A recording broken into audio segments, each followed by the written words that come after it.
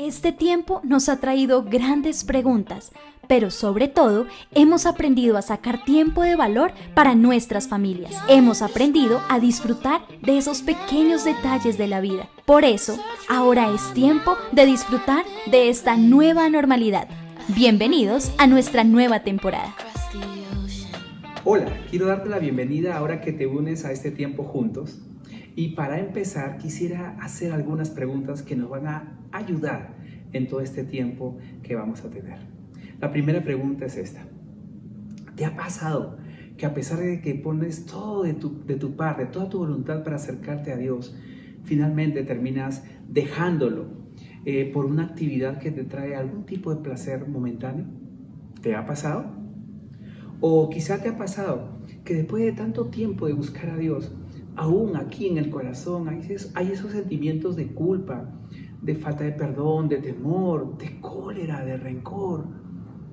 Aún aparecen, aún están, y aunque fueron forjados en la niñez, en el tiempo pasado, en tu presente, te afectan de manera negativa. ¿Te ha pasado? ¿Te ha pasado que después de tanto tiempo terminas diciendo, he buscado a Dios, he tratado de poner todo de mí, pero no logro vivir esa vida abundante que Jesús me prometió? ¿Te ha pasado? Porque si te ha pasado, déjame decirte que estás viviendo lo que el autor Peter Escasero denomina espiritualidad emocionalmente enferma. En simples palabras, después de tanto buscar a Dios, ¿por qué sigo atrapado en lo mismo? Bienvenido a nuestra nueva temporada que se llama Nueva Normalidad, porque es lo que queremos, una nueva normalidad. No queremos estar viviendo en lo mismo, en una espiritualidad emocionalmente enferma. No queremos eso. Queremos una espiritualidad emocionalmente sana. Y durante las próximas 7 semanas vamos a seguir hablando acerca de este tema. Para poder hablar de este tema, quisiera rescatar la historia de un rey, cuya imagen, cuya vida presenta de manera muy especial lo que es tener una espiritualidad emocionalmente enferma. Y este hombre, este rey, se llamó Saúl. Como estamos hablando de enfermedad, lo que vamos a hacer es revisar todo su cuadro clínico. Y para eso queremos empezar con el entorno del paciente. ¿En qué lugar vivía? ¿Qué estaba aconteciendo en su entorno? Pues lo que estaba aconteciendo era lo siguiente. Se habían suscitado una serie de cosas en las cuales Dios había mostrado que Él quería en la relación con su pueblo 2 cosas. Lo primero, Dios quería dejar claro y había dejado claro que Él se opone a los orgullosos, pero que ama y exalta a los que se acercan a Él con corazón humilde. Y lo segundo que Dios está enseñando y dejando muy claro a su pueblo es que Dios no es un trofeo que nosotros podemos mostrar o usar para lograr nuestros intereses. Mira que estas 2 cosas del entorno de Saúl las dejó a todo el pueblo. Todos estaban al tanto del tema. Muy bien, ya vimos el entorno del paciente. Ahora veamos la historia clínica del paciente. Y empecemos. Cuando tú ves el libro de Samuel, tú encuentras que a partir del capítulo 8 al 10 se suscitan una serie de cosas. Permíteme contarte qué es lo que pasó. Lo primero que sucede es que Dios elige al pueblo de Israel, un pueblo pequeño, como su pueblo, al cual iba a mostrar todo su amor y dirección. En determinado momento, este pueblo no quiere tener como dirigente a Samuel, el escogido por Dios, sino que quiere parecerse a todos los demás pueblos y termina eligiendo o termina buscando tener un rey. Samuel, entristecido, habla con Dios y le cuenta lo acontecido, y Dios, en todo su amor y en toda su paciencia, dice: ok, Samuel, escojamos un rey para él. Y aquí entra el rey Saúl. Lo primero que sabemos es que en el capítulo 10 Dios selecciona a una persona. En el capítulo 11 a esta persona que es Saúl. En el capítulo 11 encontramos que el Espíritu de Dios entra en la vida de Saúl con todo poder. ¿Te imaginas eso? La dirección del mismo Dios en la vida de Saúl. En el capítulo 12 nos encontramos de que Samuel entrega la autoridad total sobre el pueblo al nuevo rey Saúl.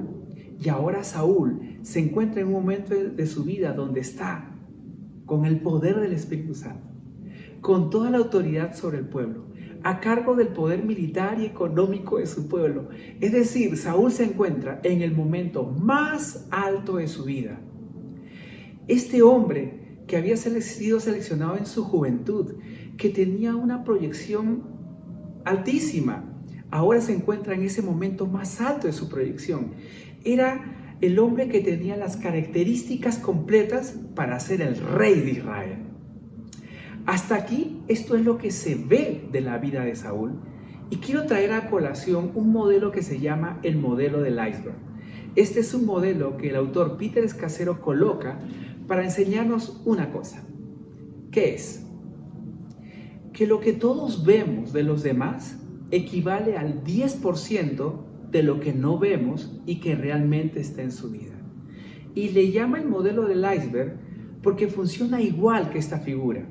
Cuando tú ves un iceberg, lo que tú ves en la superficie es el 10% de todo su volumen que está debajo del agua por el peso de la masa. De igual manera, tú y yo conocemos del uno y del otro solo el 10%. Lo más probable es que lo que tú conoces de mí es solo el 10% de todo lo que mi vida es. ¿Y qué es de ese 90%? De ese otro 90%. Igual es en tu vida. Lo que yo sé de ti probablemente equivalga solo al 10% de todo lo que tú eres. Otra cosa que dice el autor Peter Scazzero es que este 90% reúne, o en este 90% suceden la mayor cantidad de problemas que evitan que el hombre tenga un encuentro personal, sincero y pleno y constante con Dios. Es decir, el 90% esconde de manera consciente o inconsciente todo aquello que no nos permite tener la vida abundante prometida por Jesús. Lo que hasta aquí hemos visto de la vida de Saúl es solo el 10%, el rey exitoso que ahora lo tiene todo. Pero, ¿y qué del 90%? Pues en los siguientes capítulos empieza a suceder que se empieza a presentar ese 90%, ahora que Saúl es rey de todo, empieza a mostrar esos problemas del pasado que afectan su presente, esos problemas que le hacen reemplazar a Dios por cosas temporales que le producen una temporal satisfacción.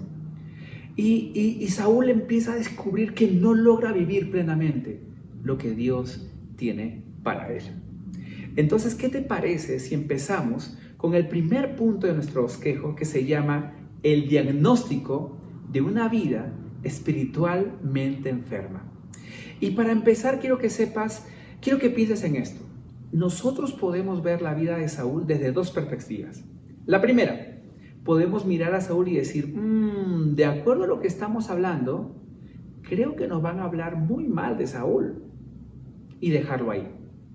O puedes tomar la otra opción y decir, si van a analizar la vida de un hombre que por más que tiene todo de parte de Dios, no vive una vida plena con Dios, yo quiero saber qué le pasó a él, porque yo no quiero estar enfermo, espiritualmente hablando. Y si lo hacemos con esa actitud de humildad, créeme que este tema es el inicio de un proceso de empezar a sanar aquello que no nos permite vivir plenamente la vida con el Señor. Saúl empieza a mostrar ese 90% y en función a esa muestra de vida, Dios determina el primer punto de nuestro bosquejo, el diagnóstico de una espiritualidad emocionalmente enferma. Permíteme leer lo que dice 1 Samuel, capítulo 15, versículo 11. Dice así, y recuerda, esto es lo que no se ve, pero que Dios sí ve. Dice el versículo, me pesa haber hecho rey a Saúl, porque ha dejado de seguirme y no ha cumplido mis mandamientos. Saúl tiene todo para cumplir el plan de Dios en su vida, pero a Dios le pesa, le duele que Saúl no lo esté haciendo. Y Dios determina la enfermedad que está afectando a Saúl. Dios dice, ha dejado de seguirme. Piensa en esta frase, por favor. Ha dejado de seguirme. La palabra ha dejado podría traducirse también como no me escucha. me ha dado la espalda, me ha dejado para después, me ha dejado atrás. Hoy no soy su prioridad. Ha dejado de seguirme y por eso no ha cumplido mis mandamientos. Qué doloroso. Qué doloroso recibir un diagnóstico así, pero yo quiero preguntarte si Dios diagnosticara tu vida y la mía en este instante, ¿podría decir quizá que tú y yo hemos dejado de seguirlo? ¿Que le hemos dado la espalda? ¿Que lo hemos dejado atrás? ¿Que lo hemos dejado para después? ¿Que Él ya no es nuestra prioridad de vida? Yo no quiero un diagnóstico así sobre mi vida. ¿Tú lo quieres? Estoy seguro que no. Pero ánimo. Yo quiero animarte porque este tema no es para desanimarnos. Este tema es para recordar que tenemos un Dios que nos quiere rescatar de una vida atrapada para llevarnos a una vida plena. ¿Por qué es que Dios diagnostica esto? Dios lo diagnostica en función a todos los síntomas que presenta la vida de Saúl. Y por eso vamos a ver el punto 2 de nuestro bosquejo. Síntomas de una vida espiritualmente enferma, de una espiritualidad emocionalmente enferma. Permíteme contarte el contexto de lo que está pasando y recuerda que estos síntomas están dentro de ese 90% que no se ve, pero que Dios sí está viendo. ¿Qué está sucediendo? ¿Qué pasa en la vida de Saúl que saltan todos estos síntomas? Había un pueblo llamado Amalek y este pueblo, este pueblo durante muchos años había atacado de manera muy malvada a Israel. Inclusive había atacado a los más débiles y desprotegidos de Israel. Y Dios constantemente había visto cómo este pueblo se confabulaba con otros para atacar a Israel. Y Dios prometió al pueblo y dijo: en determinado momento yo haré justicia y desapareceré a este pueblo. Pues ese momento llegó. Dios nombra como rey a Saúl y le dice: es momento de atacar a este pueblo. Mira lo que dice el versículo 2 del capítulo 15. Así dice el Señor de los ejércitos: yo castigaré a Amalek por lo que le hizo a Israel. Versículo 3. Saúl, ve ahora y ataca a Amalek y destrúyelos por completo.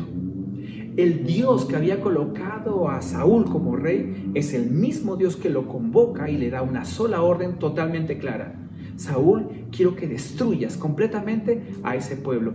Yo voy a castigarlos. Yo soy el que voy a ejercer justicia. Tú serás mi instrumento. La orden está dada. ¿Y qué hace Saúl?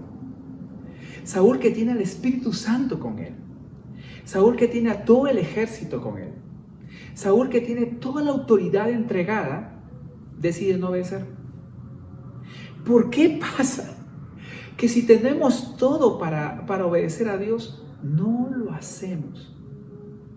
¿Qué pasa en la vida de Saúl que no le permite seguir a Dios? Y que es lo mismo que no permite que tú y yo sigamos a Dios. Empecemos a ver síntoma por síntoma y vamos con el primero de ellos. Y una vez más, recuerda que esto es lo que no se ve, que la gente no ve, que muy poca gente conoce, pero que Dios sí ve perfectamente. Vamos con el primer síntoma, y el primer síntoma es que Saúl está con Dios, pero no le cree a Dios. Dice el versículo 2, así dice el Señor de los ejércitos: yo castigaré a Amalek por lo que le hizo a Israel. Versículo 4, entonces Saúl convocó al pueblo y los contó en Telaín, 200,000 soldados de a pie y 10,000 hombres de Judá. ¿Sabes cuál es el problema de Saúl? Que no le cree a Dios, que está con Dios pero no le cree. Si Dios le había dicho que él mismo castigaría al pueblo de Amalek, ¿por qué Saúl se pone a contar a todo el ejército que tiene? Lo que pasa es que en el fondo él quiere asegurarse la victoria. Él ya había ganado una batalla y no quiere perder otra. Está en su apogeo, está en su mejor momento y él no se va a permitir una derrota y se asegura. Saúl es alguien que está con Dios, pero no le cree a Dios. Y eso me hace recordar algo que conversé esta semana con alguien y que se basó en el siguiente versículo. El siguiente versículo dice así: porque Dios no nos ha llamado a la impureza, sino a la santificación.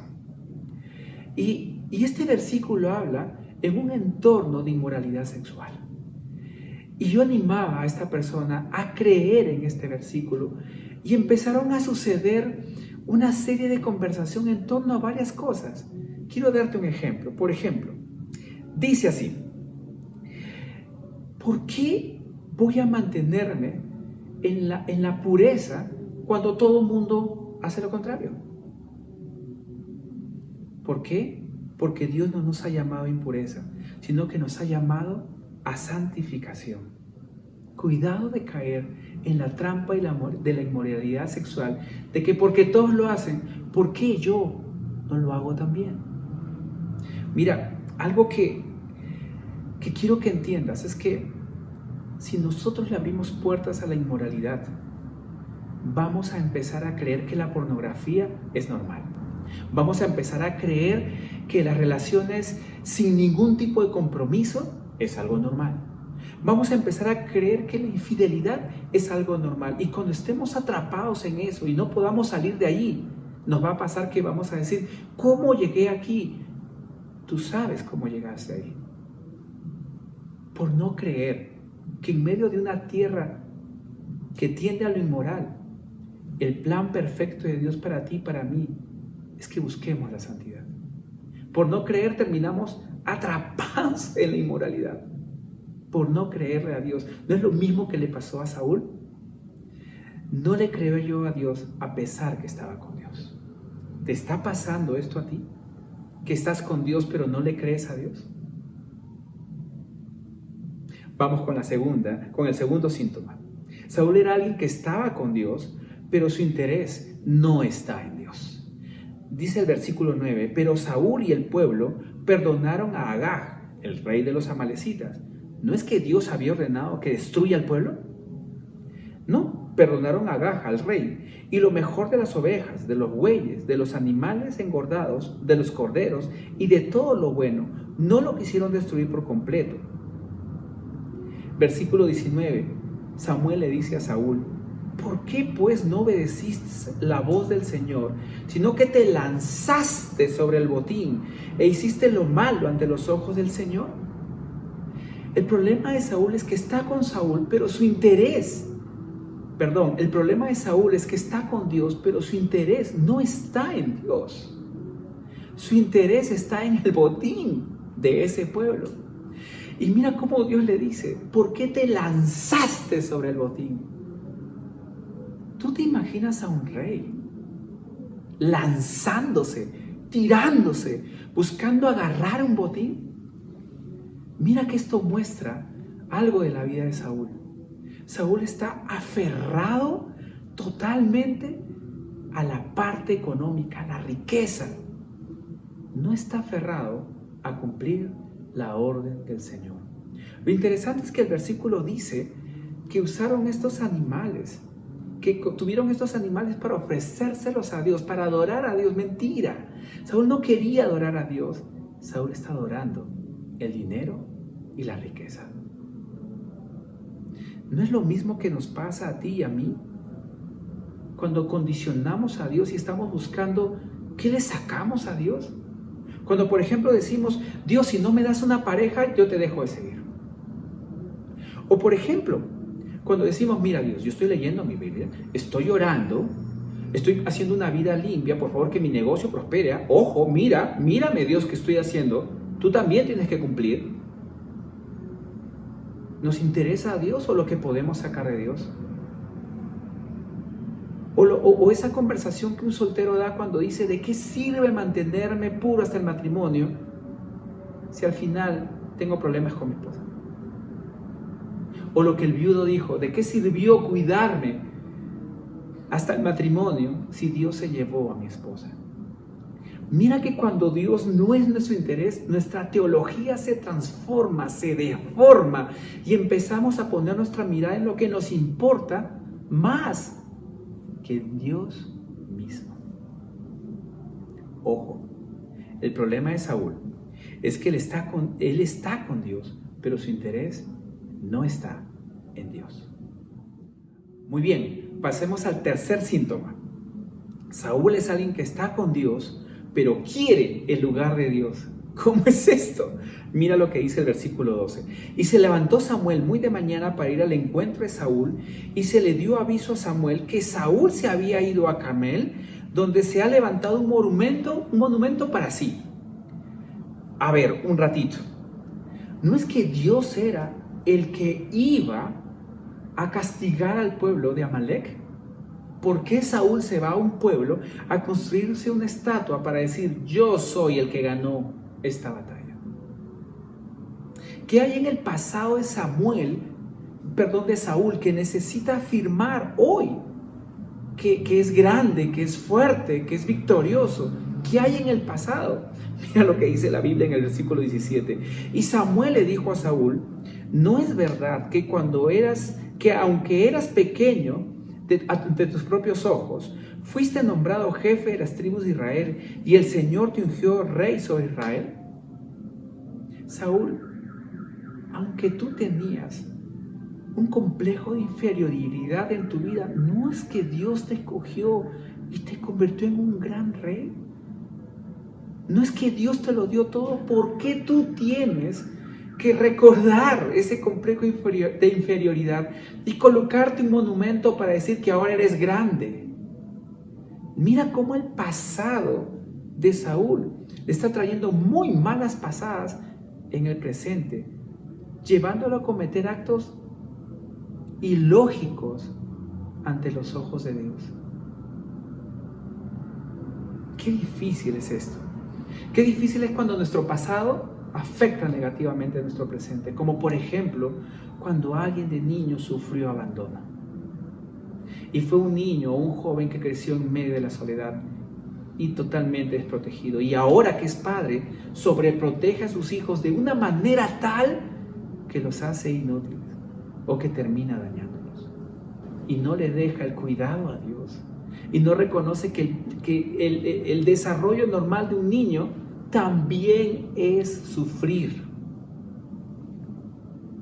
Pero nuestro pasado afecta negativamente nuestro presente. O lo que también le pasa a la persona que de niñez vivió con tanta escasez, con tanta estrechez económica, que fue duro estudiar y fue duro conseguir un trabajo, y toda la vida fue tan duro de conseguir porque cada peso fue difícil encontrarlo. Pero de pronto logró crecer, logró avanzar, conoce al Señor, lo recibe en su corazón, hasta que de pronto lee el versículo que dice que más bienaventurado es dar que recibir, pero le cuesta y le cuesta y le cuesta soltar un peso, porque en su pasado fue tan duro que hoy le es difícil creer a Dios que más feliz es el que da que el que recibe. Mira cómo el pasado afecta al presente. O aquella persona que creció en un hogar disfuncional y que vivió echándole la culpa a la madre por el padre que se fue, o al padre por la madre que se fue, y que ahora que desarrolla una relación asfixia a la persona que tiene al lado pidiéndole la contraseña del WhatsApp, y que la llame a cada hora, y que no hable con tal, y que no sonría tal, y encierra a la persona en una relación tóxica, no sabiendo que el amor es dar en lugar que prohibir. Saúl es alguien que está con Dios, pero que quiere el primer lugar y no quiere que nada se lo quite. ¿Te está pasando eso así a ti? Vamos con otro síntoma. El otro síntoma es que Saúl está con Dios, pero no acepta la represión de Dios. Mira lo que dice el versículo. Versículo 19. ¿Por qué pues no obedeciste a la voz del Señor? Entonces Saúl dijo a Samuel: yo obedecí a la voz del Señor y fui a la misión a la cual el Señor me envió, y he traído a Agag, rey de Amalek, y he destruido por completo a los amalecitas. Pero el pueblo tomó del botín ovejas y bueyes, lo mejor de las cosas dedicadas a los dioses esos. Pero las que hemos cogido, las hemos cogido para ofrecer sacrificio al Señor, tu Dios, en Gilgal. O sea, Dios le está diciendo que no obedeció, pero Él le está diciendo, no, yo no fui el que no obedeció, fue el pueblo. Cuando el versículo 9 claramente dice que Saúl primero y el pueblo después tomaron del botín. Saúl es alguien que está con Dios, pero no acepta cuando Dios le llama la atención. Dime si no es lo mismo que nos sucede a nosotros cuando, por ejemplo, ponemos una excusa, ponemos otra excusa. Bueno, hay pandemia, entonces puedo dejar de pagar impuestos. Bueno, lo que pasa es que como ahora hay pandemia, entonces ya no voy a pagar la tarjeta de crédito y entonces pues no es mi culpa no pagar la tarjeta de crédito. Pero no es que la tarjeta de crédito se engordó cuando no había pandemia. El problema no es la pandemia, el problema es la falta de control sobre el dinero que manejamos. No es lo mismo que pasa cuando, por ejemplo, tú y yo sentimos que es más fácil sentirnos víctimas, declararnos víctimas, que reconocer que somos victimarios. ¿Qué está pasando en nuestra vida? Que estamos con Dios, pero no aceptamos la reprensión de Dios. ¿Qué pasa en nuestra vida? Vamos con un último síntoma, el quinto.